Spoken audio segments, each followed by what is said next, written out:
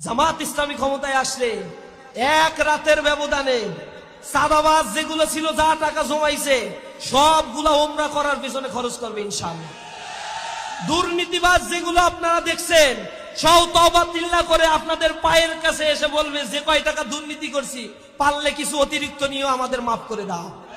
কারণ তারা জানে যেদিন জামাত ইসলামী ক্ষমতায় আসবে ওই দিন রাত থেকে চাঁদাবাজ, সন্ত্রাস, দুর্নীতি, টেন্ডারবাজ, হত্যাকারী, দর্শকের কোন স্থান এই বাংলার মাটিতে হবে না। নারীরা নিরাপদে বাংলাদেশের প্রত্যন্ত অঞ্চলগুলোতে হেঁটে বেড়াবে। আল্লাহর ভয় ছাড়া তাদের মনে আর কারো ভয় থাকবে না। কোন সন্ত্রাসীদের কলিজায় এত সাহস হয় নাই জামাত ইসলামী ক্ষমতায় আসার পরে নারীদের দিকে অঙ্গুলি নির্দেশ করে কোন বেয়াদবি আচরণ করতে পারে। তাদের হাত কেটে দেওয়া হবে, যে হাত দিয়ে সন্ত্রাসী কর্মকাণ্ড তারা করবে।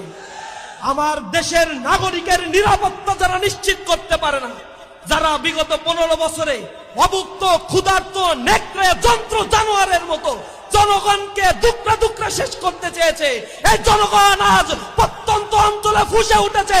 কোন চালাবাজের অভয়ারণ্যে বাংলাদেশ পরিণত হবে না। দাঁড়িপাল্লা ইনসাফের প্রতীক।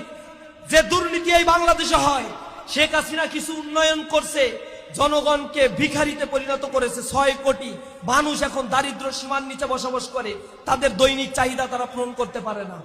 এদেশে যা বাজেট হয়, আওয়ামী ফ্যাসিবাদের আমলে এই সরকার যোগ বিয়োগ করে $234 বিলিয়ন বের করেছে, যেটা এদেশ থেকে শুধু আওয়ামী লীগ পাচার করছে।